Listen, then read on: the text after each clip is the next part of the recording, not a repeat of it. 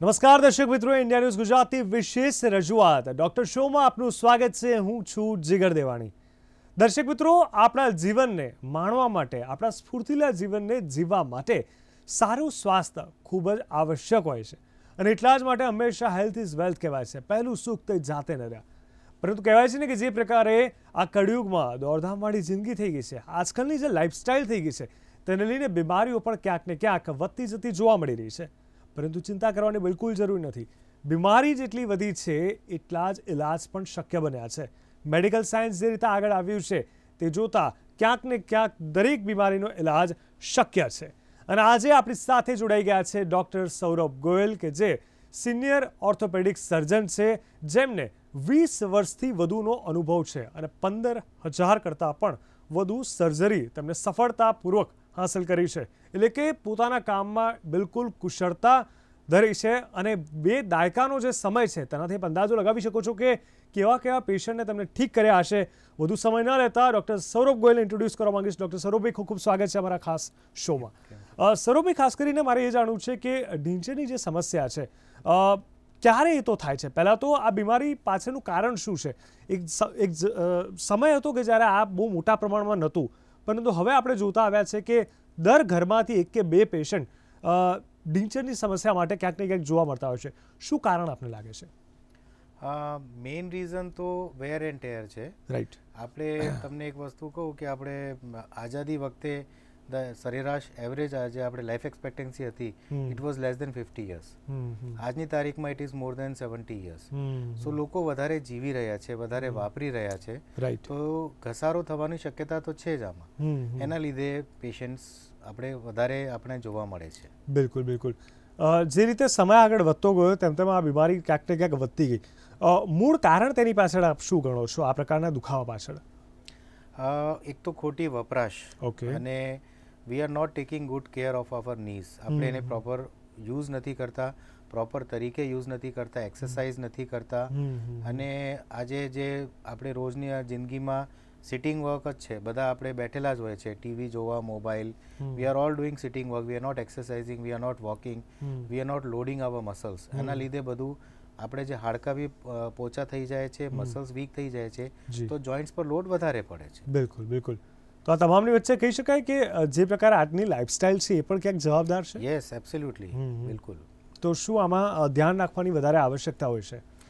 આપણે એને properly use કરવાનું। કે આપણને એમ લાગે કે 40 વર્ષ પછી ડૉક્ટર્સ કે તમે એક્સરસાઇઝ કરો તો લોકો તરત મેરેથોન દોડવાનું ચાલુ કરી દે છે, અથવા તો જમ્પિંગ, જોગિંગ, રનિંગ એ બધું ચાલુ કરી દે છે।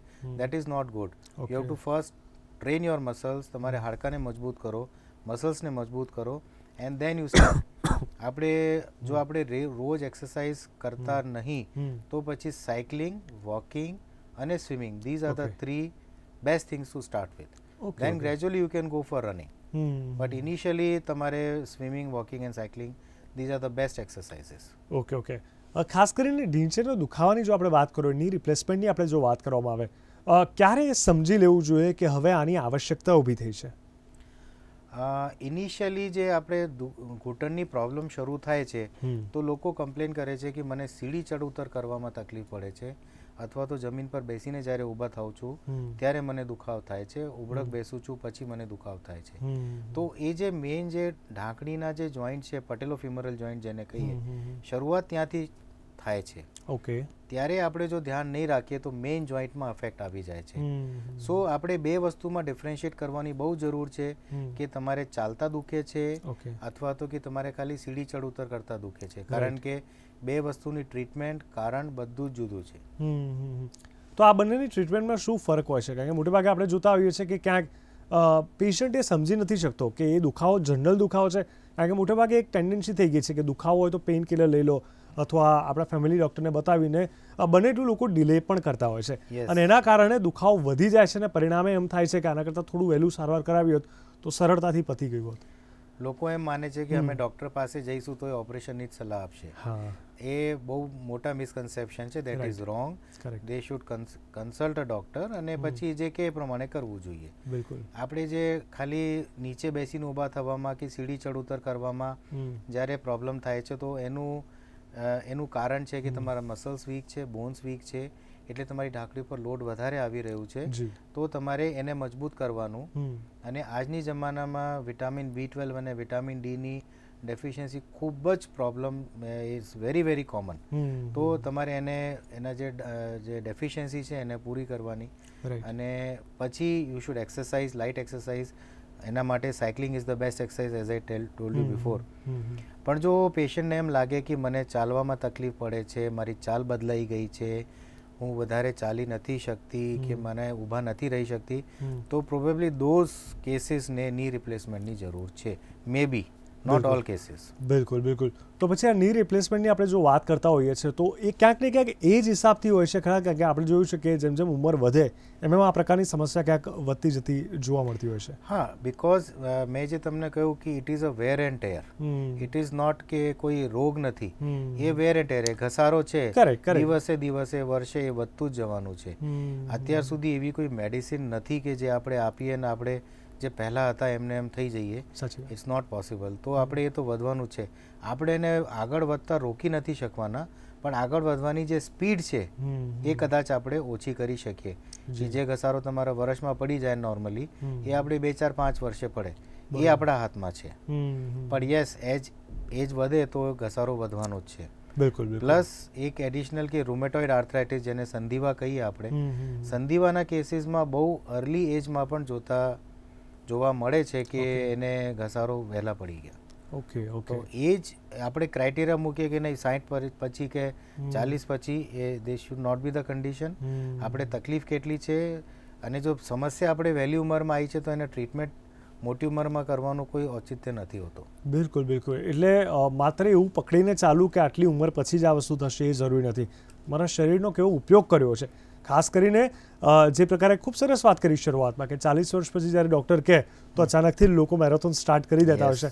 એના કારણે પણ આ તકલીફ થતી હોય છે. આના કારણે ઘણા લોકો અસમંજસમાં પણ આવતા હોય છે. એક બાજુ ચાલવું એક્સરસાઇઝ માટે ઘણું સારું કહેવાય હેલ્થ માટે, બીજી બાજુ ચાલવાથી પગનો ઘસારો વધી હશે. આ સમંજસ પણ ક્યાંક લોકોમાં નાની મોટી જોવા મળતી છે. એ બહુ મોટો મિસકન્સેપ્શન છે. ચાલવાથી ઘસારો ક્યારેય બી નહીં થાય. ઇનફેક્ટ જે ઘસારો થાય છે દેટ ઇઝ ધ કાર્ટિલેજ. અંદરનું જે કાર્ટિલેજ છે ને એ ઘસાઈ જાય છે. અને કાર્ટિલેજની પોતાની બ્લડ સપ્લાય નથી હોતી, તો એ જોઈન્ટ ફ્લુઇડમાંથી છે ને ન્યુટ્રિશન લેતા હોય છે. તો જેટલું આપણે ચાલીશું એટલે પોઈન્ટ લોડિંગ નથી થતી, point of contact constantly change થતા જાય છે, એનાથી એને ન્યુટ્રિશન મળે છે. પણ યસ, તમે જમ્પિંગ, જોગિંગ કે જો પોઈન્ટ ઇમ્પેક્ટ આવશે એના લીધે પ્રોબ્લેમ થાય છે, નોટ બાય વોકિંગ. અને સ્વિમિંગ અને cycling they are non weight bearing exercises, તો બેસ્ટ એક્સરસાઇઝ છે. રાઈટ. અચ્છા, અપાર્ટ ફ્રોમ દેટ એવું કહી શકાય કે પુરુષો કરતાં સ્ત્રીઓમાં વધારે પ્રમાણ છે અથવા પુરુષોમાં છે, એની પાછળનું શું કારણ છે? એ જેનેટિક છે એકચ્યુઅલી. એનું કોઈ બહુ ચોક્કસ એવું કંઈ મેડિકલ સાયન્સ પાસે રીઝન નથી, બટ યસ, ફિમેલ્સમાં વધારે થાય છે, દેટ ઇઝ શ્યોર. ઓકે. હવે ખાસ કરીને જે પ્રકારે તમારો 20 વર્ષનો અનુભવ છે અને કહી શકાય કે 15,000 કરતાં વધારે તમે સફળ સર્જરી કરી છે, કોઈ ખાસ એક્ઝામ્પલ લોકો સમક્ષ આપ મૂકવા માંગશો?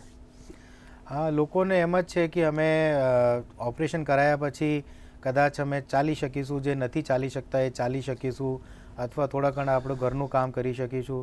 નો, તમારી જિંદગી આખી બદલાઈ શકે છે. તમે બહુ સરસ મજાનું વોકિંગ કરી શકો છો. મારા એક અમુક પેશન્ટનું તમને દાખલો આપું કે એ હાર્ડલી ઘરમાં 100 મીટર 200 મીટર ચાલી શકતા હતા, એમાં એનું શ્વાસ ચડી જતું હતું, કારણ કે એની ચાલ બદલાઈ ગઈ હતી એના લીધે, તો શ્વાસે ચડી જતો હતો. એ પેશન્ટ એમના બંને ટીચર રિપ્લેસમેન્ટ કર્યા પછી એકવાર રેલવે સ્ટેશનમાં જતાં એને મોડું થઈ ગયું, તો આખું પેલું સીડી ચડી ઉતરી દોડીને એને ટ્રેન પકડી. અને એમનું સનનું ટ્રેનમાં બેસીને જ ફોન આવ્યો કે સાહેબ, તમને યાદ છે કે આ પેશન્ટ વોઝ 100 મીટરે નહોતા ચાલી શકતા ને આજે એટલું બધું દોડીને એને ટ્રેન પકડી લીધી છે. Oh my God. એટલે પેશન્ટ માટે બહુ મોટી સરપ્રાઈઝ કહેવાય. યસ. અને ક્વોલિટી ઓફ લાઈફ બદલાઈ જાય. તમે તમારે લગ્ન પ્રસંગમાં જાઓ તો ડાન્સ કરી શકો, તમારા ઘૂંટણના લીધે તકલીફ નહીં પડે, દેટ ઇઝ શ્યોર. બરોબર. ચોક્કસથી આ જોઈને પણ ઘણા લોકોને પ્રેરણા થતી હશે કે કદાચ આ ટ્રીટમેન્ટથી જે નાનો મોટો દુખાવો છે એ બી દૂર થઈ જતો. એવા લોકો બી હશે કે જેને એવું થતું હશે કે આ ટ્રીટમેન્ટ જ હવે એક ઓપ્શન છે આપણી પાસે, જો થોડો ઘણો દુખાવો થતો હોય તો બી. મને તો ઉલટાનું, હવે આ ફેમિલીના લોકો અને આ રિઝલ્ટ જોઈને પેશન્ટ આવીને કે સાહેબ અમને દુખે છે, અમારું રિપ્લેસમેન્ટ કરી દો, મારે ના પાડવી પડે છે કે you are not the case for surgery. આવું બી બને છે. એટલે આનાથી બીજી પણ એક વાત સાબિત થઈ, તમે જે પ્રકારે વાત કરી કે તમારે ના પાડવી પડે છે, જે એક મેન્ટાલિટી ક્યાંક ને ક્યાંક આપણા સમાજમાં બંધાઈ ગઈ છે કે ડૉક્ટર પાસે જઈશું એટલે સર્જરી કરશે જ, અથવા ઓપરેશન કરશે જ એવું નથી. આ એક એક્ઝામ્પલ છે અને એક્ઝામ્પલથી આપણે સમજવાનું છે કે જો સાચા અર્થમાં તેની આવશ્યકતા હશે તો ને તો જ માત્ર ઓપરેશન કરવાનું રહેશે. આ સર્જરી બહુ લાંબો સમય સુધી ચાલતી હોય છે અથવા સર્જરીમાં શું ધ્યાન રાખવાનું હોય છે? સર્જરીને આયુષ્ય બહુ સારી હોય છે. સર્જરીની આયુષ્ય બહુ સારી હોય છે. સરેરાશ આપણે કહીએ તો 21 યર સર્વાઈવરશિપ, એટલે આજે આપણે 100 પેશન્ટને ઓપરેટ કરીએ ધારો કે, અને 21 વર્ષે પછી ફોલોઅપ કરીએ તો મોર દેન 90% પેશન્ટ્સમાં જોઈન્ટ સરસ કામ કરતા હોય છે. ઓકે. અને બીજું કે અત્યારે જે નવી મેટલર્જી છે, નવા પ્લાસ્ટિક્સ છે, નવી ટેકનોલોજી છે, નવી ટેકનિક્સ છે, આના લીધે એની આયુષ્ય હજુ વધી રહી છે. વી હેવ સીન પેશન્ટ્સ કે જેના 35 વર્ષ પહેલાં કરેલા છે એ બી સરસ મજાનું હરી ફરી શકે છે, એનું જોઈન્ટ હજુ કામ કરી રહ્યા છે. Okay okay. તો આ ઓપરેશન કરાયા પછી કંઈ ખાસ ધ્યાન રાખવાનું હોય છે ખરા? કારણ કે ઘણાવાર લોકોને એ પણ ડર હોય કે ઓપરેશન પછી ફરી કરાવવું પડશે, પાછો દુખાવો થશે તો? યસ, રિવિઝન કેસીસ બી થાય છે, પણ આપણે નોર્મલી અમે પેશન્ટને નીચે સાવ જમીન પર બેસવાનું ના પાડતા હોઈએ, કારણ કે જ્યારે તમે ઊભા થાઓ ત્યારે તમારી બોડીના 10 ગણ્યા વજન ઘૂંટણ ઉપર આવતા હોય છે, તો જોઈન્ટની લાઈફ થોડીક ઘટી શકે છે. હવે ધીસ ઓલ ધ જોઈન્ટ જે બને છે that is made in the western world. તો એ લોકો ક્યારે બી એવું એડવાઇસ નથી કરતા કે તમે જમીન પર બેસો. ઇમરજન્સીમાં યુ કેન સિટ, બાકી તમે ગમે એટલું ચાલી શકો, 10 કિલોમીટર 20 કિલોમીટર દાદરા પણ ચડી શકો છો, ઊભા રહી શકો છો. એઝ આઈ ટોલ્ડ કે લગ્ન પ્રસંગમાં ડાન્સ કરો, ડે ટુ ડે એક્ટિવિટીઝમાં જરાય પ્રોબ્લેમ નથી. બિલકુલ બિલકુલ. એટલે નો પેશન્ટ હેઝ એવર કમ્પ્લેન્ટ કે ભાઈ તમે જમીન પર બેસવાનું કેમ ના પાડી છે. નો બડી હેઝ સેટ. અરે વાહ. એટલે ની રિપ્લેસમેન્ટ ક્યાંક આવશ્યકતા હોય તો ચોક્કસથી દિશામાં વિચારવું તો જોઈએ જ. આ તમામની વચ્ચે આર્થરાઇટિસ, એને શું લેવા દેવા છે આ તમામ વસ્તુથી? કારણ કે ક્યાંક એ દુખાવાને લઈને પણ એને લઈને ઘણીવાર કમ્પ્લેન આવતી હોય છે. આર્થરાઇટિસ એટલે જોઈન્ટનું ડેમેજ, એને મેડિકલ ટર્મ્સમાં અમે આર્થરાઇટિસ કહીએ. તો જો એક લિમિટથી વધારે જો જોઈન્ટ ઘસાઈ જાય તો પછી આપણે એને બદલવાની જરૂર હોય. ગાડીના ટાયર હોય, એક લિમિટથી વધારે ઘસાઈ જાય તો આપણે બદલી નાખીએ, ગાડી ફરીથી નવી થઈ ગઈ. સિમિલરલી જોઈન્ટ એક લિમિટથી વધારે ઘસાઈ ગયા તો આપણે બદલી નાખવું જોઈએ. હવે આર્થરાઇટિસ બી 2 જાતના હોય છે. એક સિમ્પલ ઘસારાનો વા, લગભગ 90% પેશન્ટ્સમાં એવું જ હોય છે, અને બીજા 10%માં રૂમેટોઇડ અને અથવા તો બીજા આર્થરાઇટિસ હોય છે. Rheumatoid patients are totally different. એનું ક્લાસ જુદું હોય છે, એને અર્લી એજમાં થાય છે, ડિફોર્મિટીઝ હોય છે, એ આપણે ઇઝીલી આઈડેન્ટિફાઈ કરી શકીએ કે આ પેશન્ટ વધારે ખરાબ છે. પણ આમાં બી જો અત્યારે મેડિસિન્સ એટલી સરસ મેડિસિન્સ આવી છે જે ડિઝીઝને બહુ સારી કંટ્રોલમાં કરી શકે છે. રિપ્લેસમેન્ટ્સ પહેલાં તો રૂમેટોઇડ આર્થરાઇટિસવાળા પેશન્ટ, દેટ મીન્સ કે એના તો ઘણા બધા સાંધા બદલવાની જરૂર પડતી હતી, હવે બહુ જ ઓછા પ્રમાણમાં જોવા મળે છે. તો આ તમામની વચ્ચે આના લક્ષણોની અગર જો વાત કરવામાં આવે, મુખ્યત્વે કયા કયા લક્ષણો આના કહી શકાય? જે સૌથી વધારે જોવા મળે છે દેટ ઇઝ પેન, દુખાવો. ઓકે. પણ દુખાવાના કારણ ઘણા બધા હોઈ શકે છે. તમને ચોટ વાગી ગઈ હોય, તમને ખબર જ નહીં હોય, સોજા આવી ગયા હોય, તો ખાલી પેન હોય એ ખાલી એકલું કારણ નથી કે તમારે રિપ્લેસમેન્ટની જરૂર છે. દુખાવાની સાથે તમારા એક્સરેમાં જોઈન્ટ સ્પેસ જે હોવી જોઈએ એ તમારી જતી રહી હોય, તમારી ચાલ બદલાઈ ગઈ હોય, તમારે પેઇન કિલર્સથી ફરક નહીં પડતું હોય, તમારી લાઈફ ક્વોલિટી ઓફ લાઈફમાં ચેન્જ આવી ગયા હોય, તો મે બી ધોઝ કેસીસ આર રિપ્લેસમેન્ટના કેસીસ હોઈ શકે. Okay okay okay. તો આ તમામની વચ્ચે કહી શકાય કે ની રિપ્લેસમેન્ટની જ્યાં સુધી વાત આવે છે તો મોટેભાગે 2 વસ્તુ લોકોને વિચાર આવતો હોય છે. શરૂઆતના દુખાવામાં લોકો વિચારતા હોય છે કે શું દવાથી પતતું હોય તો ઓપરેશન નથી કરવું, સર્જરી નથી કરવી.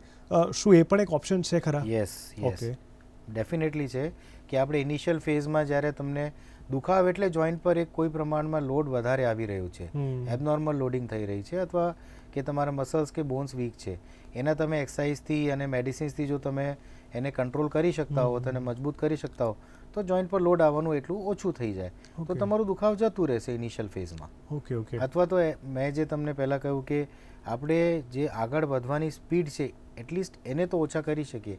નોર્મલ કોર્સમાં જો 5 વર્ષમાં ની રિપ્લેસમેન્ટની જરૂર પડે, એને આપણે 10 વર્ષ કે 15 વર્ષ સુધી આપણે એને ટાળી શકીએ. તો બિલકુલ અહીંયા કહી શકાય કે જેટલી જલ્દી આપણે ઇલાજ કરાવીશું એટલું ક્યાંક ને ક્યાંક આપણા માટે સારું બની શકે છે. કારણ કે મોટેભાગે એવું થતું હોય છે કે જ્યારે આવી કોઈ પણ પ્રકારની સમસ્યાનો સામનો આપણે કરતા હોય છે, શરૂઆતના સમયમાં તો આપણે પોતે ડિલે જ કરતા હોઈએ છીએ કે કદાચ આ નોર્મલ દુખાવો છે અથવા એજના કારણે થયું છે, પરંતુ બની શકે કે આપણી એજ એટલી ફિટ હોય ને એ દુખાવો ન થવો જોઈતો હોય ને થઈ ગયો હોય, તો એવામાં વધારે સમય વિતાવવાની જરૂર નથી. તાત્કાલિક ધોરણે ડૉક્ટરનો સંપર્ક કરવો જોઈએ, કારણ કે ડૉક્ટર એનો મતલબ એ બિલકુલ નથી કે જે પ્રકારે શરૂઆતમાં વાત કરી કે ઓપરેશન કરી જ દેશે. ઘણા લોકોની ટ્રીટમેન્ટ એટલી સારી થઈ છે કે એમને જોઈને જેને જરૂર નથી એ લોકો પણ ઓપરેશનની વાત કરતા હોય છે. એટલે કહેવાનો મતલબ અહીંયા એટલો જ છે કે આપણા શરીરને જો કંઈ પણ વસ્તુ પ્રતિકૂળ પડતી હોય તો તાત્કાલિક આપણે સમજી જવું જોઈએ કે ક્યાંક આપણી લાઇફસ્ટાઇલથી લઈને અથવા ક્યાંક આપણાથી કંઈક ભૂલ થઈ રહી છે અથવા આપણે યોગ્ય માર્ગદર્શનની આવશ્યકતા ઊભી થઈ છે. અહીંયા જો વાત કરવામાં આવે તો જે પ્રકારે દવાની શરૂઆતમાં વાત કરી, ત્યારબાદ સર્જરીની વાત કરવામાં આવી. માની લો કે દવાથી આપણે આ ટ્રીટમેન્ટ કરી રહ્યા છે અને સર્જરીને ડિલે કરી રહ્યા છે, તો પછી દવા લાઈફ ટાઈમ ચાલુ રાખવી કે નહીં એ પણ એક સવાલ આવતો હોય છે. અને સર્જરીથી જ કરતા હોઈએ તો પછી શું દવા લેવી નહીં પડે પછી, એ પણ એક સવાલ ઊભો થતો હોય છે. દવા એટલે દુખાવાની દવા હોય, એવી કોઈ દવા નથી જે તમારે કાટલે જે ઘસાઈ ગયેલા છે એને પાછા એને રિસ્ટોર કરી શકે. કરેક્ટ. અથવા તો એને લાઈફ ટાઈમ સુધી તમને કંઈ થાય નહીં. અત્યારે નવી ટેકનોલોજીમાં ઘણા બધા શોધ થઈ રહ્યા છે જેનાથી દે ક્લેમ કે ભાઈ કાર્ટિલેજ થોડુંક ધીમેથી ઘસાય છે અથવા ઘસાયેલો કાર્ટિલેજ પાછા આવે છે, પણ ક્લિનિકલી એનું બહુ રિઝલ્ટ સારા નથી. પણ યસ, આગળ જતાં એમાં આવશે ખરા. પણ જે મેઇન મેડિસિન્સ જે છે તો મેડિસિન્સ તો દુખાવાની જ છે. ખાલી દુખાવાની મેડિસિન્સ આપણે વધારે ખાઈએ તો એના સાઇડ ઇફેક્ટ્સ બી આવશે જ. બિલકુલ. તમારા કિડનીને ડેમેજ થઈ શકે, હાર્ટને ડેમેજ થઈ શકે, પેટમાં ડેમેજ થઈ શકે. અને at the end of the day જે તમારું દુખાવા જ માટે જે બીમારી છે એ તો ત્યાંની ત્યાં જ છે. અને તમારા અમે જોયા છે કે જ્યારે પેશન્ટ વાંકા ચાલે તો ઘૂંટણ કરતાં અસર વધારે એમનું કમર બગડી જાય, એના ખભા બગડી જાય, ડાયજેશન પુઅર થઈ જાય, દવા ગોળીના સાઇડ ઇફેક્ટ્સ પણ આવે. તો યુ શુડ ડેફિનેટલી તમારે ડૉક્ટરને કન્સલ્ટ કરવું જ જોઈએ. He will guide you in a better way. બિલકુલ, એટલે કરવું જોઈએ. બિલકુલ સાચી વાત છે. એટલે ક્યાંક અત્યારે આપણે સેન્ટ્રલ એસીમાં બેઠા હોય અને બહારનો તડકો મહેસૂસ નથી થતો, એનો મતલબ એ નથી કે બહાર તડકો નથી. એટલે દવાથી તમારું જે જોઈન્ટ રિપ્લેસમેન્ટની આવશ્યકતા છે એ નથી એવું નથી, એ તો ત્યાં ડેમેજ થયું જ થયું છે. બસ એ દુખાવાનો અહેસાસ આપણે નથી થતો. અને બીજો પ્રોબ્લેમ એ પણ છે કે દવાની સાઇડ ઇફેક્ટ થશે ને થશે, તો ક્યાંક એના કરતાં જો ઓપરેશનની આવશ્યકતા હોય તો એમાં કંઈ ખોટું નથી. બને ત્યાં સુધી આપણે જોયું છે કે જ્યારે કોઈ પણ પેશન્ટ હોય છે એ મોટે ભાગે ઓપરેશનથી ભાગતો હોય છે, સર્જરીથી ભાગતો હોય છે. તમારી વાત સાચી છે, જ્યારે જરૂર હોય ત્યારે કરવું જ પડતું હોય છે, પણ એના કારણે દુખાવો વધી જતો હોય એવું બનતું હોય છે ખરા ક્યારેક ક્યારેક. કારણ કે એ ડર, ઓપરેશન કરાવવું પડશે તો, સર્જરી કરાવવી પડશે તો, અરે ભાઈ જરૂર છે તો કરાવી દેવાની, એમાં કંઈ ખોટું નથી. એ ડરને આપ કેવી રીતે જોશો? કારણ કે આ સાયકોલોજીકલ ડર મેં મોટાભાગના પેશન્ટમાં જોયો છે, આપે બી અનુભવ્યો છે. યસ. મોટાભાગે એ જ થાય છે કે ઇવન સપોઝ યુ એન્ડ મી, આપણને કોઈ સર્જરી કહે તો આપણને બી બીક લાગે, પણ આપણે શું કરવું જોઈએ કે ભાઈ એનું લાભ શું છે, મને ફાયદો શું થશે, મને એનો ગેરફાયદા શું છે એ બી સમજી લેવાનું, નો ડાઉટ. બટ ફાયદો શું થશે એ જોવું જોઈએ. મેં આપને કીધું કે પેશન્ટ આટલું લાંબુ ચાલી શકે, દોડી શકે, પોતાનું કામ કરી શકે, ઇન્ડિપેન્ડન્ટ થઈ જાય. એની પેશન્ટને એમ સમજવું જોઈએ કે એમના ડિફોર્મિટી, ડિસેબિલિટીના લીધે આખી ફેમિલી સફર કરે છે. કે મમ્મીને, મધરને આર્થરાઇટિસ છે, ઘરમાંથી બહાર નથી નીકળી શકતા, તો એક માણસને તો ઘરમાં પરમનન્ટલી સ્ટેશન રાખવું જ પડે એમની રિક્વાયરમેન્ટ માટે. જ્યારે તમે વિચારો કે મમ્મી તમારી સાથે જ મૂવી જોવા જાય, મોલમાં જાય, તો કેવી મજા પડે. સાચી વાત છે. તો આપણે એ જ ધ્યાન રાખવું જોઈએ કે what gain I am having. No doubt it's a major surgery, એવું નથી કે, પણ પ્રોપર સેટઅપમાં, પ્રોપર કન્ડિશનમાં, એક્સપિરિયન્સ સર્જનમાં, સારો જોઈન્ટ સાથે કરીએ તો it is one of the best surgeries of the last millennium. Correct. ખાસ કરીને 2 દાયકાના અનુભવ અને 15,000 કરતાં પણ વધારે પેશન્ટને આપે જ્યારે સાજા કર્યા છે, શું ખાસ વિશેષતા છે આપની ટ્રીટમેન્ટમાં જે લોકોને કહી શકાય કે વિશેષ રીતે લાભ આપી જાય છે? સર્જિકલ ટેકનિકમાં આપણે કેમ બહુ એક કહેવત છે કે જે રીતે થવું જોઈએ એ રીતે જ હું કરું છું, કે આપણે આ સિસ્ટમથી આ પ્રોપર વે છે કરવાનું, તો હું I don't deviate from that part. એક સીધા રસ્તે આપણે જવાનું છે, તો step by step properly pre operative care, post operative care બધું કરીએ, because they are all old age people. Sugar, BP, heart, આનાથી માંડીને ઘણી બધી એને મેડિકલ ઇશ્યુઝ પણ હોય છે, એ બી જોવું પડે છે. તો આપણે એ બધું સાચવીને કરતા હોઈએ તો results are excellent. Right. Always patient એક જ વસ્તુ કહે કે સાહેબ તમે પહેલાં કેમ નહીં મળ્યા, અમે સર્જરી પહેલાં કેમ નહીં કરાવડાવી લીધી. હવે એકવાર ફરવા ગયા હોય તો ઓપરેશન પહેલાં ગયા હોય, ઓપરેશન પછી ફરી જાય તો એને ડિફરન્સ લાગે કે સાહેબ જમીન આસમાનનું ફેર છે. પહેલાં તો I was just sitting in the hotel, કંઈક બહાર જવાતું જ નહોતું. હવે તો બધું કર્યું મેં, કેટલું મજા પડી. ફોરેન જઈને બી મજા ના આવી અને બીજી વાર ઓપરેશન પછી ગયા હોય તો પાવાગઢ જઈને બી આબુની ફિલિંગ લીધી. એક્ઝેક્ટલી. હવે તો પેશન્ટો આવીને એમ કહે કે સાહેબ અમારી છોકરીને ડિલિવરી છે અને અમારે અમેરિકા જવું છે તો ઓપરેશન કરાવીને જ જઈએ. ઓહ, સો સ્વીટ. હા, સો કે અમારે હજ કરવા જવું છે તો હવે કરાવીને જ જઈએ સાહેબ, કે ત્યાં તો કેવી રીતે મેળ પડશે. બિલકુલ. So this is the quality of life દે નો. સો આ ઓપરેશનમાં એક ખાસ ધ્યાન રાખવાનું હોય છે ખરા કે જેમને ડાયાબિટીસ છે, બ્લડ પ્રેશર છે, મોટાભાગે આપણે જોયું કે દવાઓમાં સાઇડ ઇફેક્ટ થતી હોય છે અને દવાઓથી કિડનીને અને ડાયાબિટીસથી આ તમામ વસ્તુ રહે. એટલા માટે કહું છું કે ડાયાબિટીસ બી દરેક ઘરે હવે ઓલમોસ્ટ થઈ ગયું છે. તો આ બધી જે પેશન્ટ છે જેમને થાઇરોઇડ છે અથવા ડાયાબિટીસ, બ્લડ પ્રેશર છે, એમના માટે કોઈ વિશેષ રીતે ધ્યાન આપવામાં આવે છે કે શું? I would say the opposite, કે જેને શુગર, બીપી ને બધું છે, ફિઝિશિયન એમને કાયમ કહે કે તમે ચાલો 4 કિલોમીટર 5 કિલોમીટર તમે ચાલો, શુગર એનાથી સારી કંટ્રોલ થશે. હવે ઘૂંટણની પ્રોબ્લેમ હોય તો ચાલી તો શકતા નથી. Correct, correct. તો એ લોકો પણ જ્યારે ચાલે છે, આઈ હેવ સીન કે 100 યુનિટ ઇન્સ્યુલિન ડેલી લેવી પડે પેશન્ટને, એની પણ ઇન્સ્યુલિન બંધ થઈ ગઈ છે. ટેબ્લેટથી કંટ્રોલ થઈ ગયું, વોકિંગ ચાલુ થઈ ગયું. તો નહીતર તમે વિચારો કે 400 શુગર તમારી કાયમ રહે તો તમારા હાર્ટ, કિડની, લંગ્સ આ બધાની શું પરિસ્થિતિ થાય? Right, right, right. એટલે એ લોકો માટે વિશેષ કાળજી રાખવામાં આવે છે. રાઈટ. કાળજી કરતાં બી એનું એક જાતનું ટ્રીટમેન્ટ છે કે તમે હરતા ફરતા થઈ જાઓ તો તમારી શુગર એ સારી કંટ્રોલ થઈ જાય, તમારી મેડિસિન્સ ઘટી જાય અને તમારું શુગર બેટર કંટ્રોલમાં આવી જાય. બિલકુલ સાચી વાત છે. અને હંમેશા ચાલવાથી વધારે ઉત્તમ એક્સરસાઇઝ અગર કોઈ ન હોય અને એવામાં જો ચાલવાની જ આપણને તકલીફ થતી હોય તો ચોક્કસથી ની રિપ્લેસમેન્ટ કરાવવું જોઈએ, એમાં કોઈ બેમત નથી. રેડિયન્સ હોસ્પિટલના સૌથી સફળ અને કુશળ કહી શકાય એવા સિનિયર ઓર્થોપેડિક સર્જન ડૉક્ટર સૌરભભાઈ ગોયલ જે પ્રકારે કહી રહ્યા છે, જે અનુભવ છે, વિશેષ રીતે આપ દર્શક મિત્રોને એ જ નમ્ર વિનંતી કે આપને પણ આ પ્રકારની કોઈ પણ સમસ્યા હોય અથવા આપણા પરિવારમાં, આપણા મિત્રોમાં ક્યાંય આ પ્રકારની સમસ્યા હોય તો ચોક્કસથી એકવાર માર્ગદર્શન લેવું જ જોઈએ.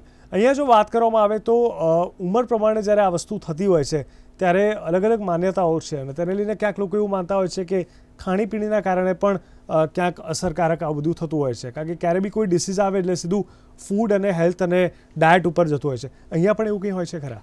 આજના તારીખમાં લોકો ન્યુટ્રિશિયસ પ્રોપર ફૂડ તો લેતા જ ભૂલી જ ગયા છે.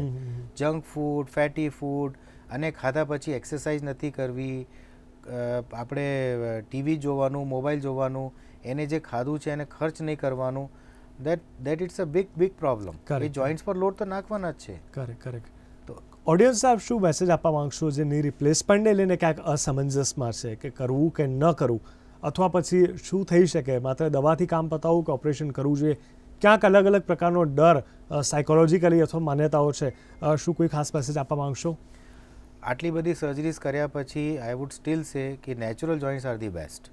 સ્ટીલ એને આપણે પ્રોટેક્ટ કરવું જોઈએ. રાઈટ. પણ જો આપણે ઘસાઈ ગયેલા હોય તો પછી એના લીધે આપણે આપણી ક્વોલિટી ઓફ લાઈફને સફર નહીં કરાવવી જોઈએ. બિલકુલ.